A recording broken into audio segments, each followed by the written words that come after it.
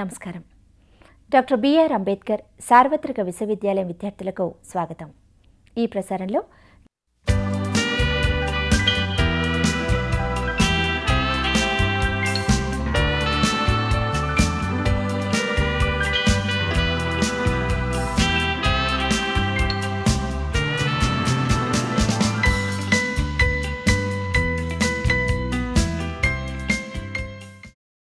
The topic for today's discussion is international business, which can be defined as commercial transactions that occur across country borders. For example, when an Indian company sells products in the US or in the Japan or Europe and throughout the world, it is called as international business.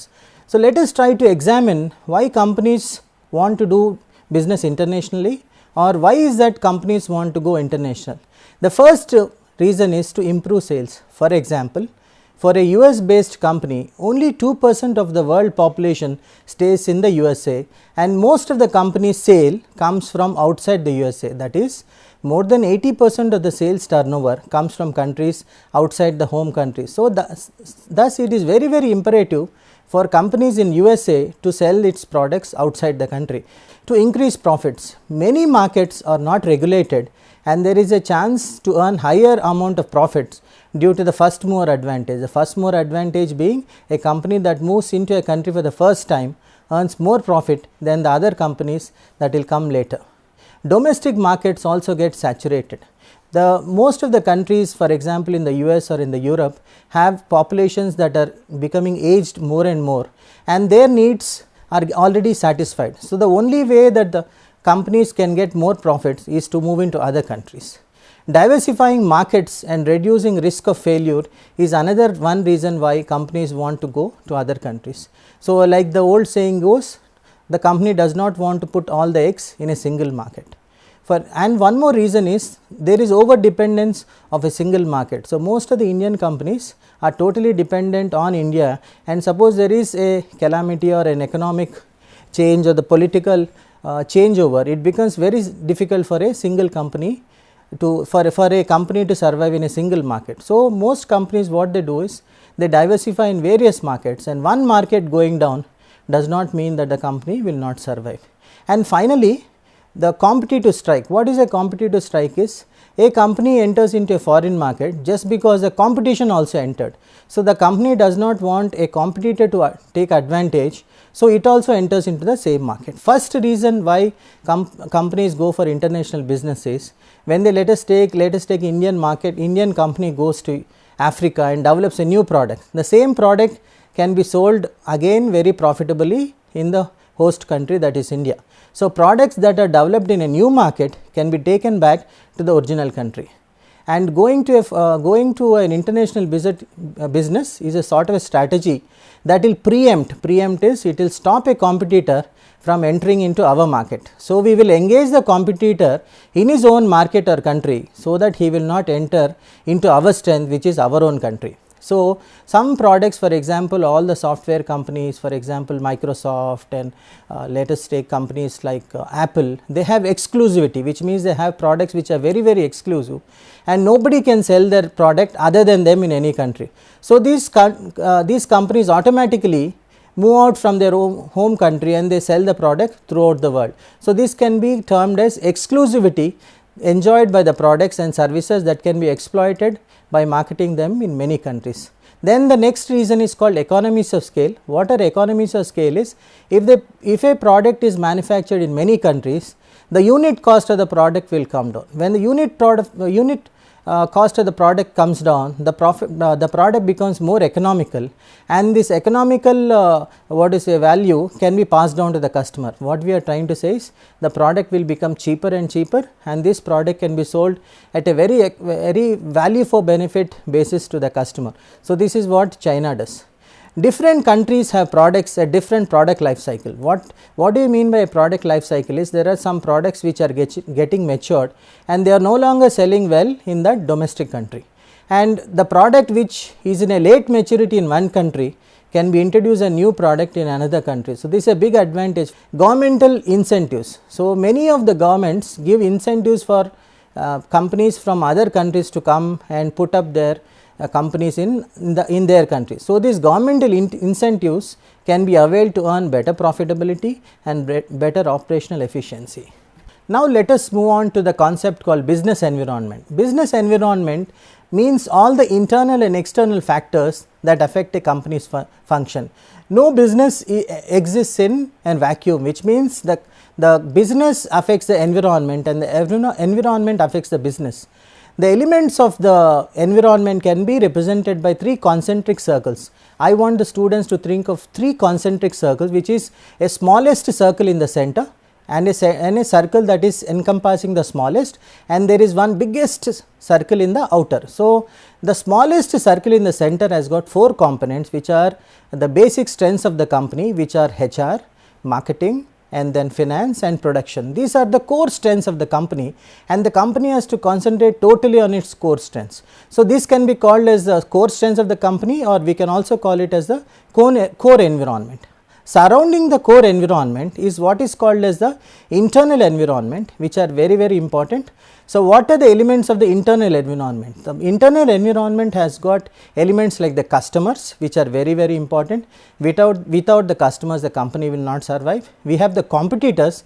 The competitors are very, very important because they dictate the price, they dictate the market share, and in many ways they dictate how we survive. So, the first 2 components are the customers and the competitors, and we have 2 more elements which are called marketing middlemen. Marketing middlemen are the people who take the buyers from the manufacturers and see that they go to the customer side. And finally, the most important people are called suppliers. Suppliers are the people who are giving us raw material. So, the elements of the internal environment are the customers, the competitors, the suppliers, and the marketing middlemen. So, these people we call them as the internal environment, or also called as a micro environment, and surrounding the micro environment we have a biggest circle, which is called as the external environment, or also called macro environment. The macro environment has got 4 important elements, rather 6 important elements. The first 4 are very, very popularly called as PEST, P-E-S-T. P-E-S-T standing for political, economical, third one is socio-cultural, and the fourth one is technological environment. And finally, there are 2 more elements also added, which is the physical environment and the demographic environments. So, all 6 of them, which is political environment, economic environment, socio-cultural environment, technological environment, physical environment, and demographic environment, finally constitute what is called as the external environment or the macro environment. Let us now discuss the elements of the international socio-cultural environment. The socio-cultural environment has a set of beliefs, customs, practices and behavior that exist within a population or a society. International companies often include an examination of the socio-cultural environment prior to entering their target markets. What we are trying to say is this is a make or break. So, socio-cultural environment, unless it is studied, the company will not be able to be very, very successful. So, what are the elements of the socio-cultural environment? Let us see the first thing called culture. Culture is a way of life including attitudes, values and beliefs, arts, sciences, models of perception, habits, thoughts and activities of a social group. The elements of the culture include value systems, which are shared assumptions about what is good or bad, right or wrong, and what is important and what is unimportant. Values are learned from one generation to another. It is very, very important that the students should understand what is a value system. For example, in US, managers are very, very achievement oriented and they are very, very target oriented. For example, in Japan they are not so much achievement oriented, rather than they are oriented for growth and for competence, which means in Japan the workers are working more for the growth of the organization. Indians, for example, focus on competence and compliance, which means they are very rule bound. So, let us now move on to norms. Norms are guidelines or social rules that prescribe appropriate behavior in a given situation. For example, in Japan, Japanese do not like aggressive selling like in the USA. What I am trying to say is, if the US companies try to go to Japan and follow the same model of aggressive selling, the Japanese might not like those products or companies. For example, eating with fingers is very much liked in India and in other Asian countries, but not liked in the Western countries and in the Europe. For example, in many countries including Japan, in the most African countries, the eye contact is not maintained by the superiors toward the subordinate. When I was working in Ethiopia, I found that most of my students would not meet the eye. This is a sign of respect in Japan and most of the African countries, but in most of the Western countries, not maintaining eye contact would mean they are not trustworthy or they are not telling a lie. What I am trying to say is, companies which are going into cultures which have no eye contact, less eye contact, should not feel that the customer or the employees are telling a lie. For example, the same eye contact can be maintained with men in Gulf, but women, for example, when we are talking to women in Gulf, the same eye contact cannot be maintained. What we are trying to say is, what is true in one context might not be true in some other context. Aesthetics. Aesthetics are ideas and perceptions that a cultural group upholds in terms of beauty and good taste. For example, colors. Colors in Japan, pastel colors are very light colors are liked. For example, in US the blue color is very much liked, but the blue color is not at all liked in African countries. Red is supposed to be very lucky in China, but associated with magic and witchcraft in Africa.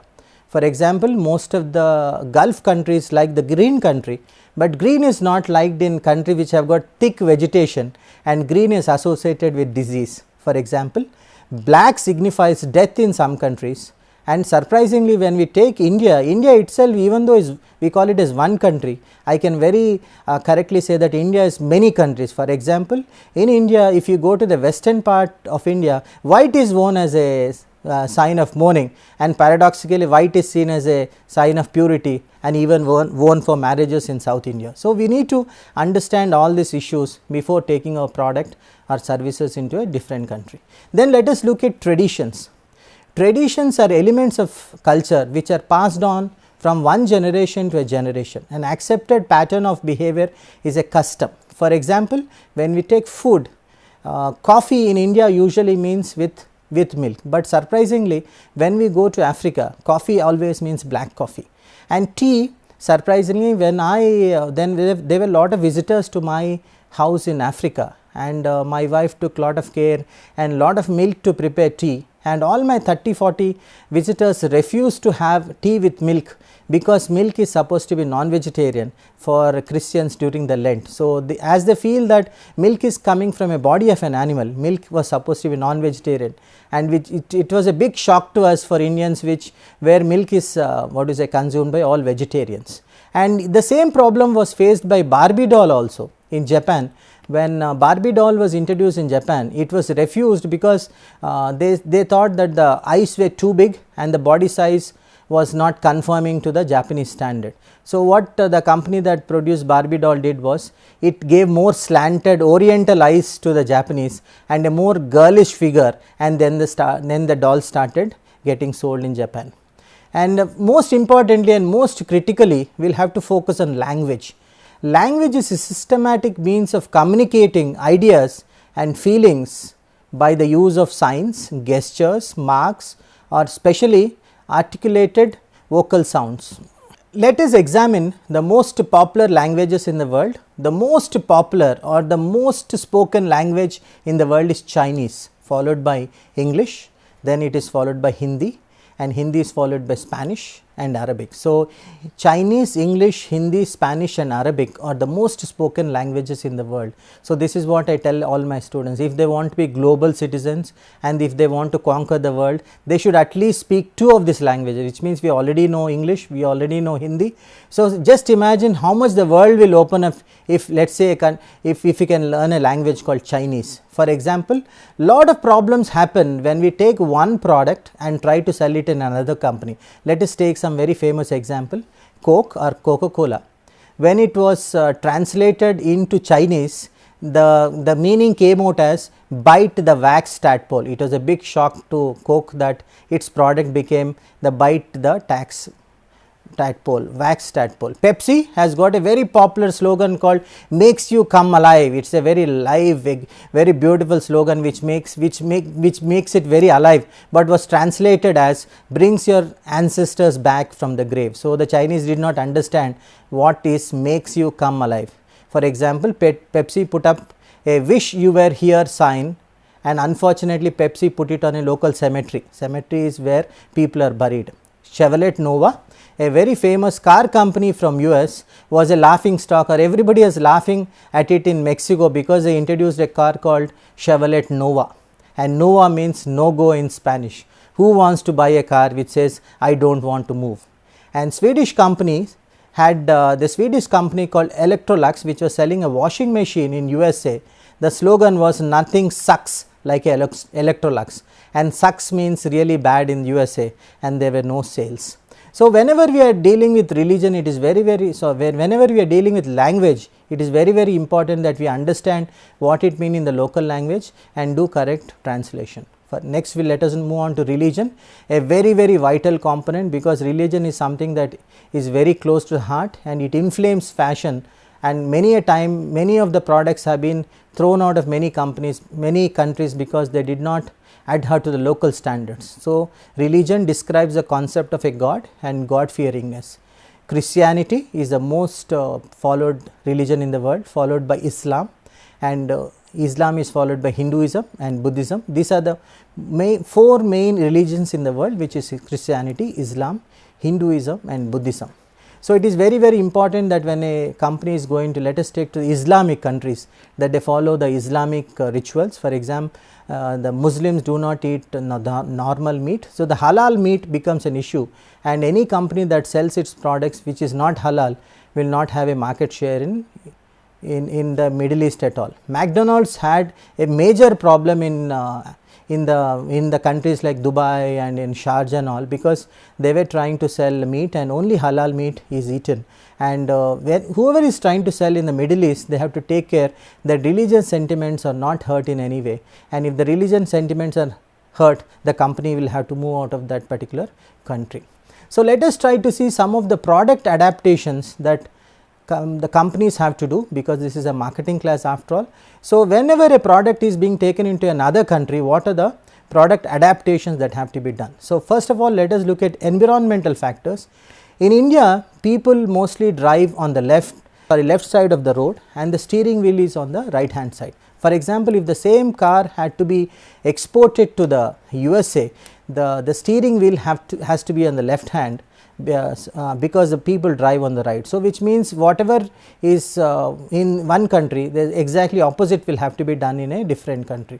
For example, in India, most of the electrical appliances run on the 220 volts. So, exporters should be careful in exporting or importing products other country, as for example, in USA most of the electrical appliances work on 110 volts, which means if you take a product that is made in USA and directly try to use in India, the product will not work. We need to use adapters. The first one was to consider environmental factors.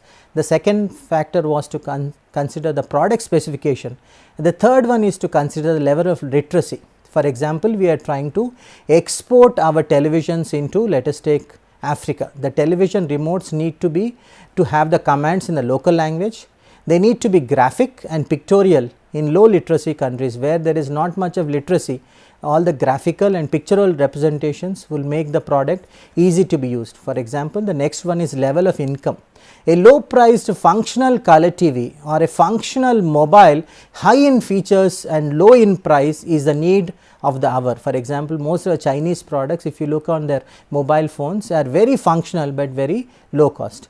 Customers demand acceptable quality but at affordable prices.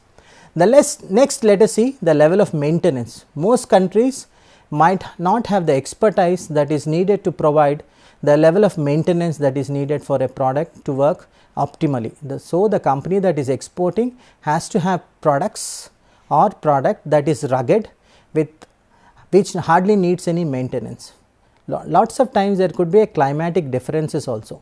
Products used in plains and in highlands need to be adapted to face the climatic conditions of the Orient or the places near the coast. For example, if the products which are there in let us take highlands, if you are trying to export it to countries near the coast, we should be very careful. Sometimes what happens is difference in cultural standards and difficulty of using the product should also be taken care of. For example, an American company marketing automatic shavers in Japan very quickly realized that the Japanese hand is much smaller than the American hand and retooled the automatic shaver to fit the hand of a Japanese. Obviously, if a Japanese cannot even hold it in his hand, he is definitely not going to use it.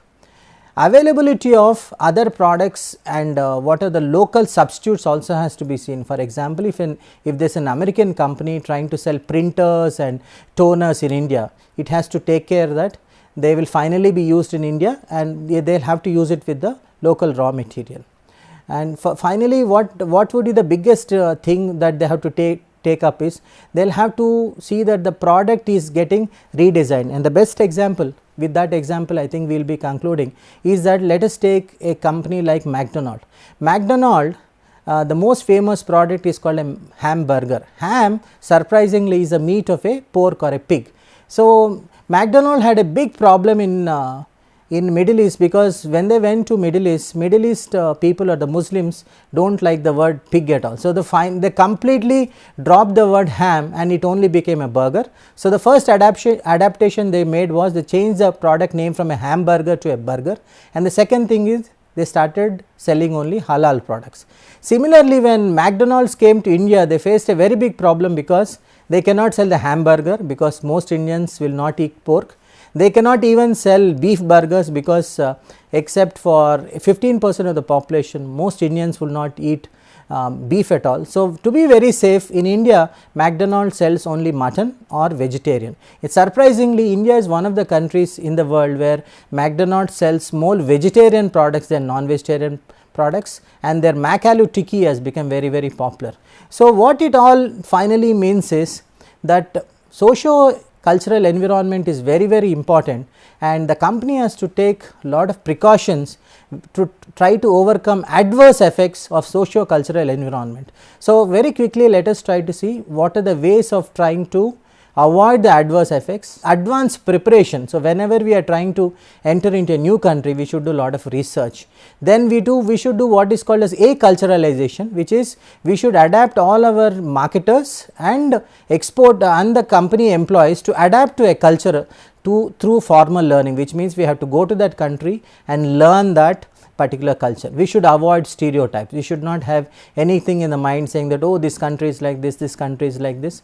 As far as possible, we should try to use local talent. We should use local agents, local interpreters, local talent, local translation, so that they are the people of the ground and they will be able to tell you what are the problems and the perspectives. And we should also try to discover new ways to bridge cultural gaps. For example, we should make our employees mix with the local employees, so that if there are any cultural gaps, they can be taken care of.